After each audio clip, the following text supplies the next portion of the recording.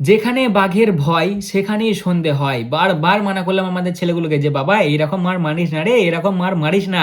নিউজিল্যান্ডকে মারছিস মানে যে শুধু নিউজিল্যান্ডই ভয় খাবে আর বাকিরা ভয় খাবে না, এরকমটা তো নয়। কখন কে কেমনভাবে ভয় খাওয়া যাবে বলা যায়?" নাও সেরকমটাই হয়ে গেছে। কালকের ম্যাচ দেখার সময় না আমার মাথায় খালি একটা জিনিসই ঘুরছিল যে ওই যে সামনের সপ্তাহে হাফ মরা দলটা আমাদের সামনে খেলতে আসবে, ওদের সামনে যদি বাই চান্স একবার এই হাইলাইটসটা চলে যায়, তাহলে ওরা আদৌ খেলতে আসতে চাইবে তো ভাই? আসবে না ভাই খেলতে। ক্লিয়ার করে দিয়েছে আজকে পাকিস্তান যে ওরা টি-20 বিশ্বকাপ তো খেলবে, বাট ভারতের আগেনস্টে ম্যাচটা ওরা খেলবে না। আর আমি তো বলবো খুব ভালো ডিসিশন নিয়েছে।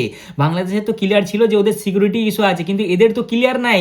হঠাৎ করেই দেখা গেল ভারত পাকিস্তান ম্যাচ চলাকালীন এক ওভারে ওরা 3-6 খেয়ে গেল, দিয়ে সেই দেখে দড়াম করে মাথা ঘুরে ভাই ওরা গ্রাউন্ডই পড়ে গেল। নাও তাহলে কে তখন দায়িত্ব নেবে? ওর থেকে ভাই খুব ভালো এরা ডিসিশন নিয়েছে।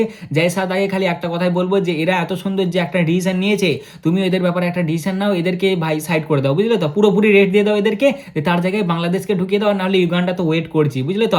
এরা অনেকই মেহনত করেছে এটার পেছনে, ওই জন্য এদেরকে পুরোপুরি রেস্ট দিয়ে দাও।